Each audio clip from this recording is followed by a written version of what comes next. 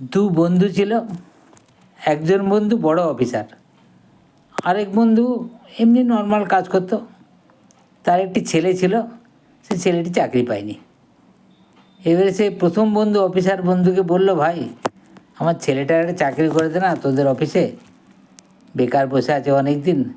বলছে ঠিক আছে, তুই তাহলে তাকে নিয়ে আসবি, নিয়ে এসে আমি একটু ইন্টারভিউ নিয়ে আমাদের অফিসে তাকে রেখে দেবো। গেল, ছেলেকে নিয়ে গেছে। যাওয়ার আগে বাবা বলেছে, দেখ একটু প্রশংসা করবি, মাঝে মাঝে একটু ইংরাজিতে কথা বলবি, দিলেই সে খুশি হয়ে যাবে। ছেলেও বললো ঠিক আছে। যেয়ে না যেই পৌঁছেছে, পৌঁছে অফিসারের কাছে নমস্কার করে বসেছে। বলছে, স্যার আপনাকে দেখলে একটা লিভিং ডেড বডির মতো মনে হচ্ছে। অফিসার একটু চমকে গেল।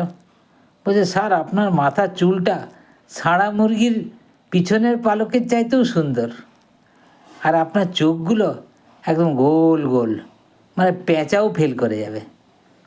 বলছে, আপনার নাক, ইস স্যার কী সুন্দর নাক, মানে শকুনের ঠোঁটের মতো। বলছে, আপনার শরীর, পেট দেখলে মনে হয় যেমন 6 মাস আপনি খেতে পাননি, কিন্তু না, আপনি মেনটেন করে গেছেন নিজের শরীরকে। বলছে, স্যার আপনি যখন দাঁড়িয়ে থাকেন না, উট পাখি দেখেছেন না যেরকম শক্ত হয়ে চলে, সেরকম আপনিও সেরকম হাঁটেন স্যার, শক্ত করে। অফিসার একটু ভয় খেয়ে গেল, কেমন কথা বলছে। তারপরে ছেলেটা বলছে, স্যার আমাকে যদি আপনি চাকরিটা দেন, তাহলে আপনার মেয়েকে যদি 3-4বারও কেউ ছেড়ে দিয়ে থাকে, আমি কিন্তু তাকে বিয়ে করে নেব। তখন অফিসার বলছে, দেখ আমার তো কোনো মেয়ে নাই, আর তোকে বিয়ে দেওয়ার কোনো ব্যাপার থাকছে নি, ঠিক আছে তুই বাড়ি যা। এর বন্ধু বলছে, কী হলো, চাকরিটা হবে নি?